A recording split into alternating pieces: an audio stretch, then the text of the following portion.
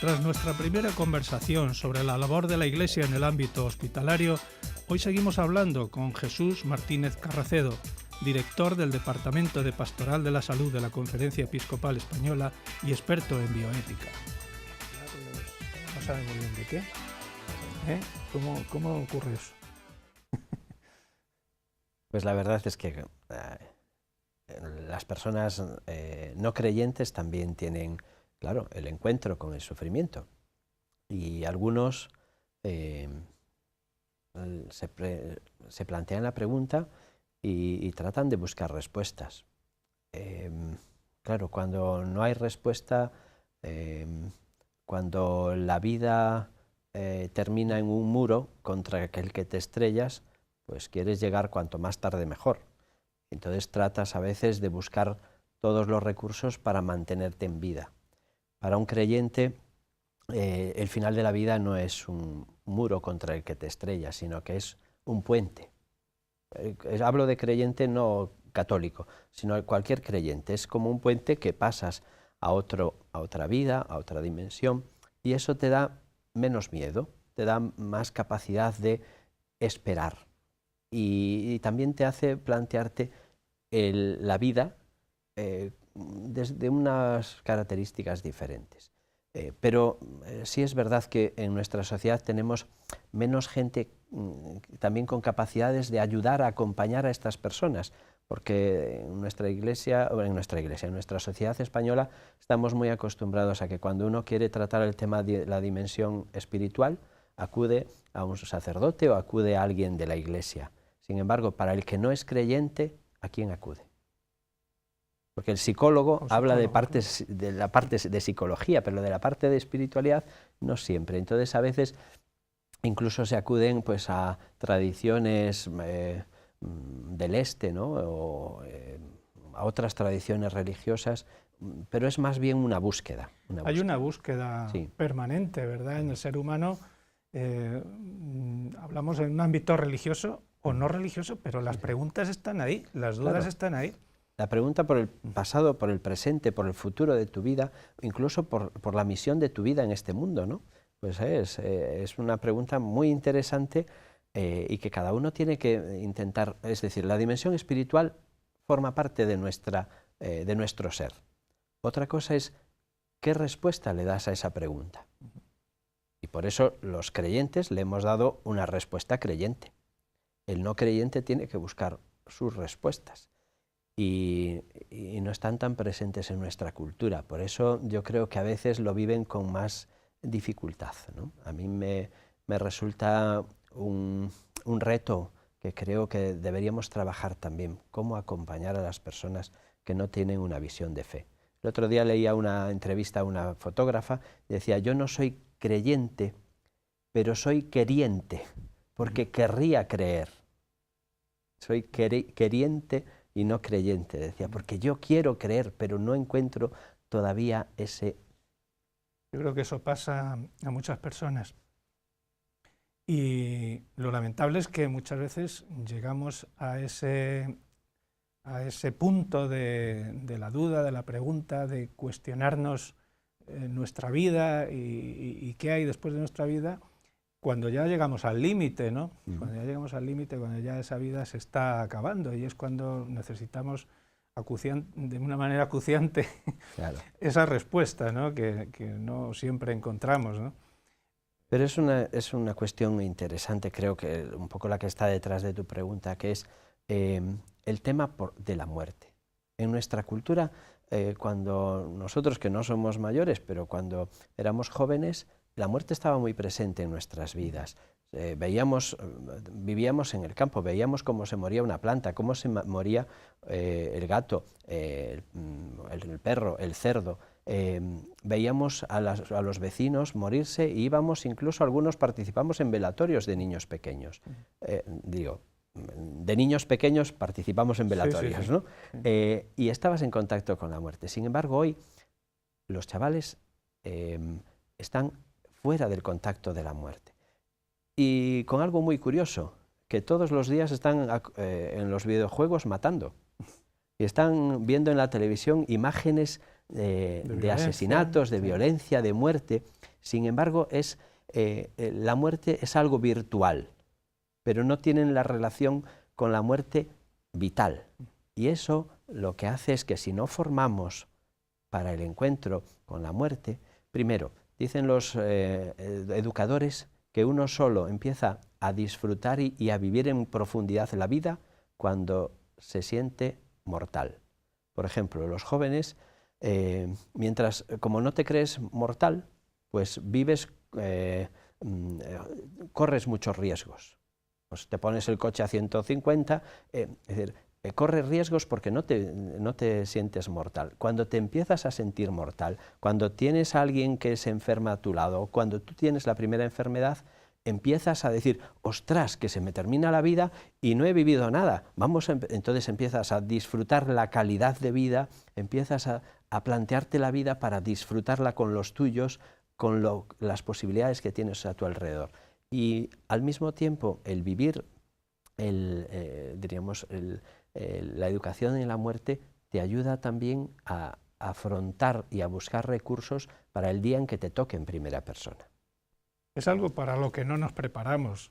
Claro. Nos preparamos para muchas cosas de la vida, aprendemos a leer, a escribir, aprendemos a conducir, no aprendemos a morirnos, cuando es lo único seguro que tenemos en esta vida, ¿no?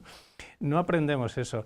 Yo no sé si hay una forma de aprenderlo, no sé dónde se enseña eso. Incluso lo ocultamos, es decir, a veces hay una persona que le dicen, es que a usted le quedan 6 meses de vida, bueno, a tu padre le quedan 6 meses de vida y se lo ocultamos. Y le montamos unos castillos como si no fuese a suceder. Y le estamos quitando la posibilidad de despedirse de sus seres queridos, de arreglar sus papeles, de plantearse el final de su vida, pues acompañado por su fe o los sacramentos. El tema de, pues eso, de alguna forma de dominar tú el proceso final de tu vida. De ahí surgen después, con lo que hablábamos en algún momento, los temas bioéticos, ¿no? De querer acortar la muerte. Pues si entro en un proceso que yo no domino, pues lo quiero acortar lo más posible. No estamos hablando de que lo ideal sea alargarlo, tampoco, no, sino acompañar la vida hasta el final, ¿no? Claro. Claro, es complicado. Supongo que hay momentos, hablábamos de su experiencia en los hospitales como capellán en varios hospitales, hay momentos en los que ese enfermo que llega a un momento terminal, como usted dice, a veces hasta se le oculta su situación, o la familia no quiere que llegue a saberlo porque, bueno, yo no sé hasta qué punto uno tiene la fuerza suficiente como para afrontar eso con entereza. Habrá quien sí y habrá quien realmente pues se desmorone y sea, a lo mejor, con toda la buena voluntad, el familiar piensa mejor que no se entere, ¿no? Y que se vaya sin darse cuenta. No lo sé hasta qué punto estas situaciones... Hay un tema, y es un tema ético y un tema social, y es que la información sobre tu cuerpo y tu vida y tu salud, digamos, sobre mi cuerpo, mi vida y mi salud es mía, sobre la suya es suya, no es de mi hermano. La información es mía. Y normalmente en nuestra sociedad española le damos la información a otro. Mi información se la doy a otro. Sería yo el que tendría que decidir a quién se la doy. Esto, para verlo así, un caso más concreto. Esto lo he vivido yo en mi hospital. Una pareja, que nos enteramos después que estaban iniciando el proceso de separación. El marido tiene un accidente, se queda en la UCI. Lo primero que hace el médico es informar a su mujer. ¿Qué hace su mujer? Lo primero que hace es frenar todos los papeles del divorcio.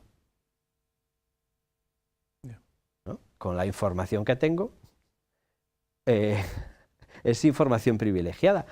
Veo que se va a morir, pues ¿para qué voy a hacer el divorcio? Que gano más. gano más si no me divorcio. Tema de herencia. Claro, es decir, la información, este es un caso muy concreto que podríamos a lo mejor entrar en un diálogo, ¿no? En un debate, pero realmente la información es mía y en nuestra sociedad y en nuestra sanidad se le da al familiar, y es el familiar el que toma la decisión de si se lo cuenta al enfermo o no se lo cuenta y a quién se lo cuenta de los demás. Cuando sería importante a veces, otra cosa es que haya ya motivos para entender que esa persona pues, le va a hacer mucho daño psicológico, lo que sea, una noticia de este estilo. Pero a veces el padre de 80 años le diagnostican un cáncer. No se lo voy a decir a mamá que tiene 78 porque igual se pone mal.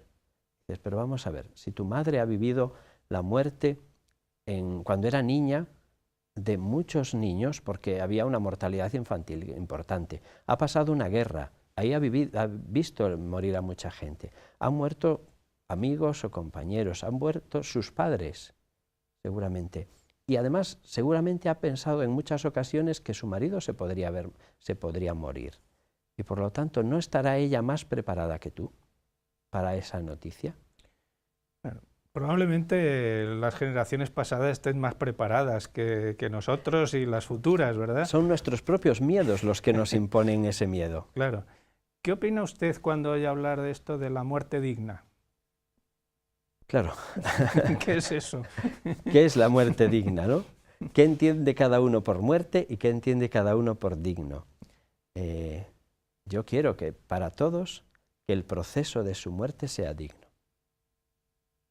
Pero ¿es digno acortarlo? Claro, ese es el gran debate. Claro. El gran debate que supongo que en el La muerte además no es ni digna ni indigna, la muerte es un hecho. Lo que podemos hacer es digno o indigno el proceso del morir. Y si a una persona le ocultamos toda esa información, lo sedamos desde el primer momento en que el médico me dice que tiene un cáncer, para que no se entere de nada, ¿eso es digno o es indigno? Si yo al revés le informo y le acompaño a vivir el proceso y le acompaño a despedirse de sus seres queridos y le acompaño con la medicina a que no tenga dolor, a que no tenga angustia, ¿eso es más indigno que taparlo con una sedación? Es lo que se llaman los cuidados paliativos, ¿no? Claro. Pero claro, eso es caro. No. No. Es mucho más barato. Los cuidados paliativos resultan mucho más baratos, porque cuando tú tratas a una persona con calidad y calidez, la persona vive con más tranquilidad, necesita menos calmantes, necesita menos medicación para la angustia, necesita menos medicación, seguramente. ¿Y por qué hay tan pocos centros dedicados a este tema? Pues eso es una pregunta muy interesante para los políticos, ¿no? Me llamaba la atención que hace unos meses el grupo político Podemos en Madrid se llevaba las manos a la cabeza y decía, es que en Madrid si uno quiere cuidados paliativos tiene solo 6 opciones de centros católicos y 1 público. Esto no puede ser. ¿Cómo tenemos que ir a centros católicos? Y yo me preguntaba, vamos a ver, el problema no es que haya 6 centros católicos, es que haya solo 1 público. Es que la Iglesia Católica desde el año 89, que el Departamento de Pastoral de la Salud trató el tema del morir, apostó por los cuidados paliativos y los hospitales religiosos de Madrid pues, crearon unidades de cuidados paliativos. Eso no es el problema. La Iglesia trata de cubrir aquellas necesidades que lo público no cubre. Y por eso, porque solo tiene un centro en todo Madrid, la Iglesia está respondiendo a esa necesidad.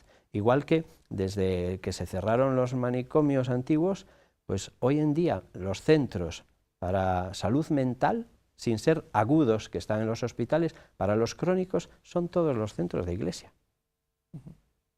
El 50% de las camas hospitalarias de salud mental los tiene casi la Iglesia.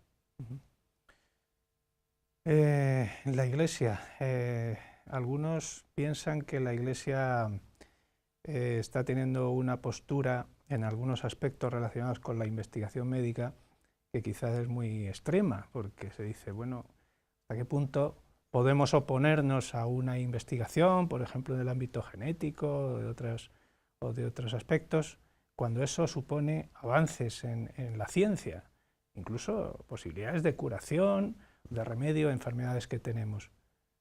Porque la Iglesia tiene algunas veces reticencias, incluso oposición a unas determinadas cuestiones de investigación médica. No es solo la Iglesia, quiero decir.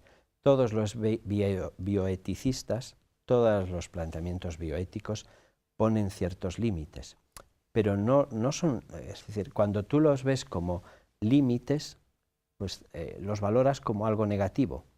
Cuando tú ves esos límites como una regulación para mejor atender a las personas, pues ya lo ves de otra forma.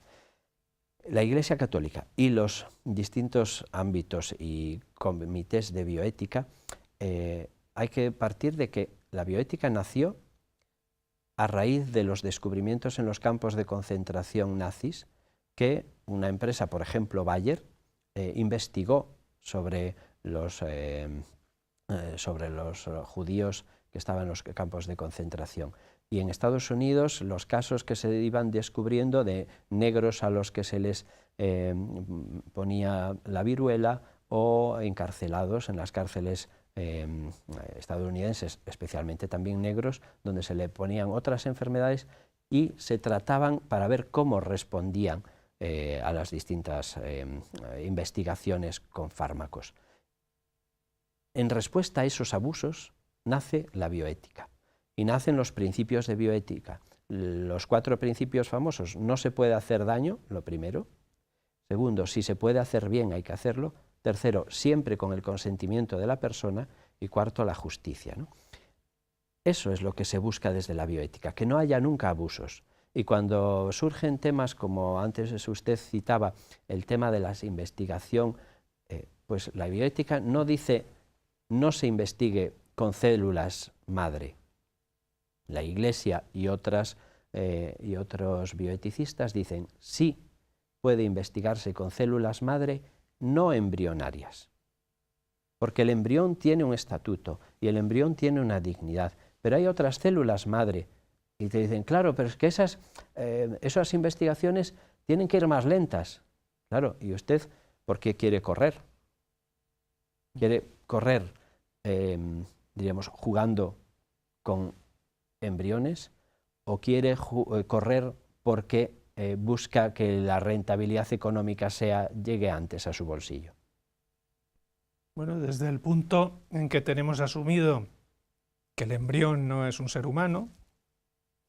Algunos lo tienen asumido. Como algunos tienen asumido. Sí, estoy hablando en un sentido irónico en este sentido, porque efectivamente, creo que hubo una ministra incluso que dijo que no, eso no era un ser humano. Si partimos de esa base, entonces efectivamente estamos hablando simplemente de células, no estamos hablando de seres vivos, no humanos. Esto es, claro, un poco la bioética lo que busca también es unos mínimos en los que todos estemos de acuerdo. Hay que pensar que, por ejemplo, en España, la legislación dice que la persona con derechos en España es el recién nacido. Mientras no nazcas, no eres una persona con derechos.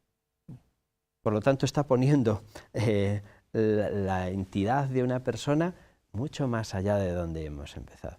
Pero hay otros, hay ahora algún investigador por ahí que dice que la persona solo es persona en el momento en que es consciente de lo que puede hacer, que pueda defenderse por sí sola, y entonces ya se pone como los derechos mucho más allá. Por ejemplo, hay niños que puedan nacer con espina bífida, que tengan una dependencia enorme de otras personas, y esas personas todavía no son personas en el sentido completo.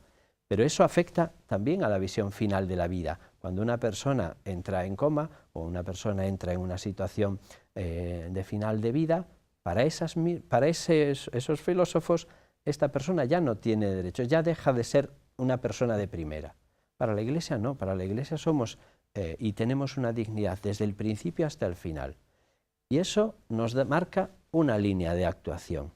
No, sabemos que no todos piensan como nosotros, pero nosotros hacemos una propuesta. Y esta es la propuesta que tratamos además de justificar.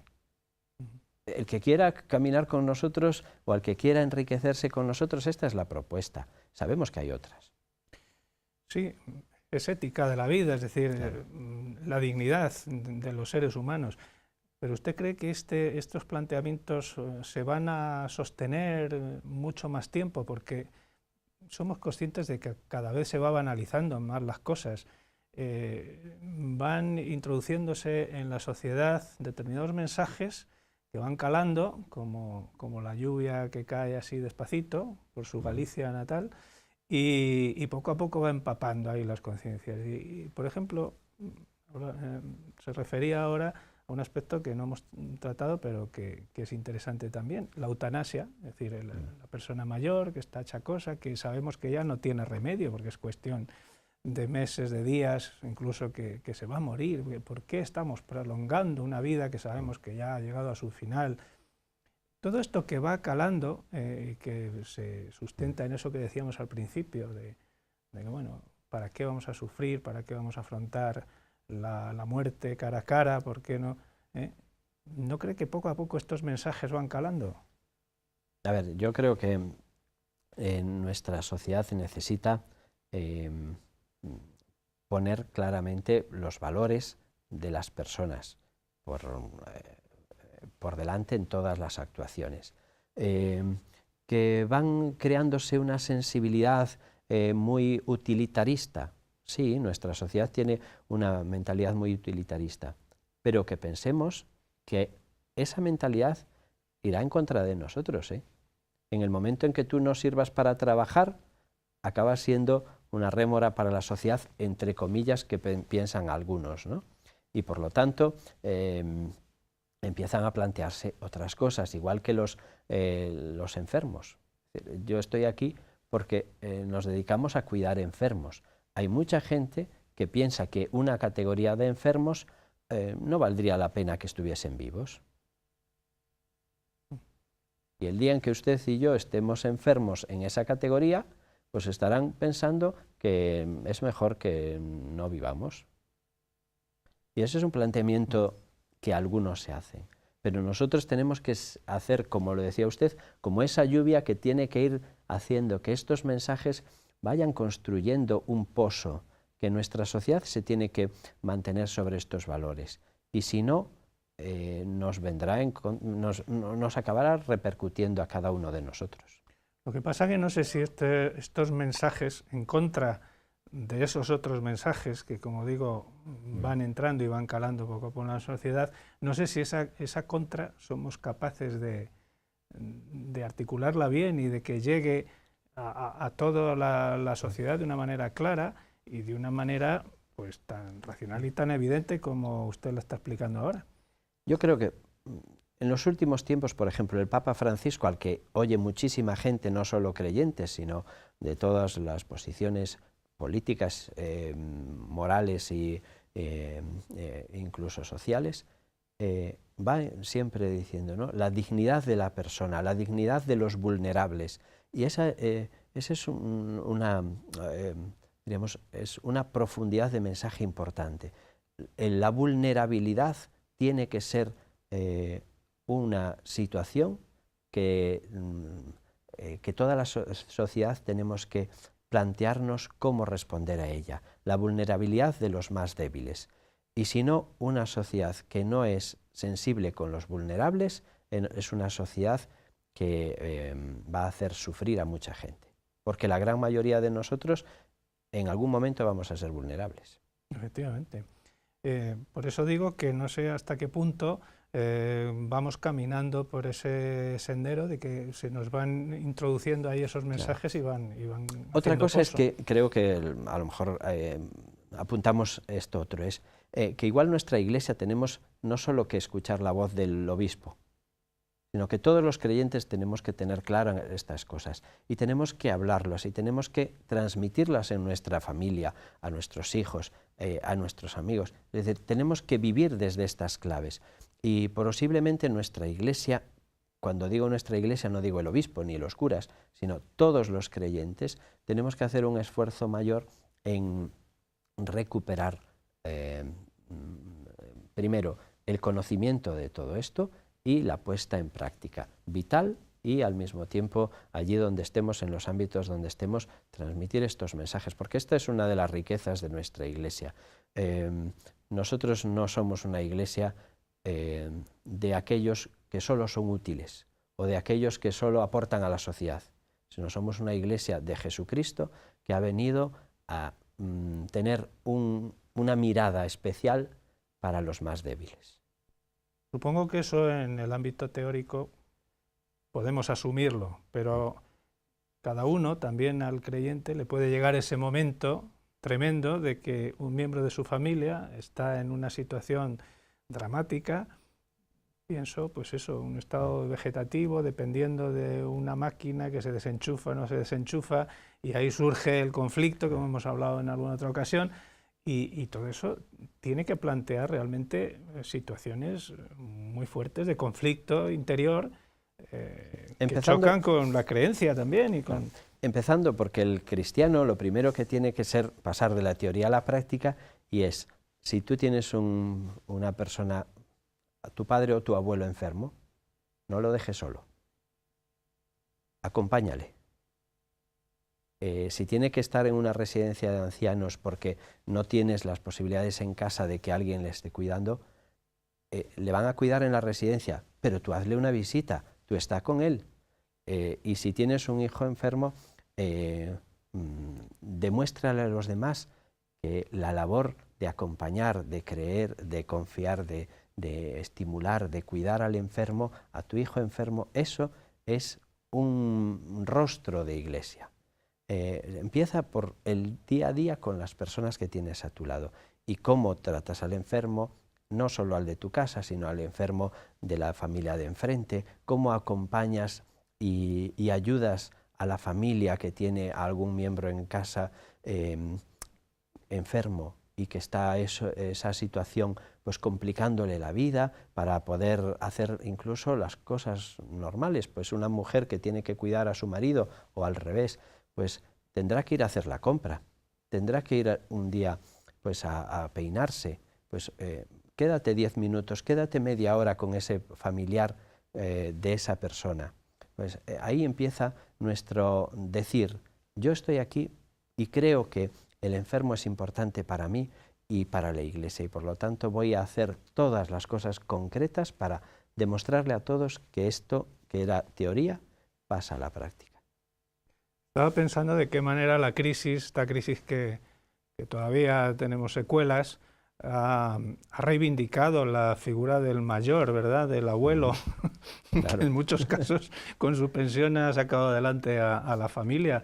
Sí. Hay a veces situaciones que nos vienen dadas por coyunturas y que cambian comportamientos de vida, ¿verdad?, en las sociedades y en las personas. Eso que usted dice es verdad.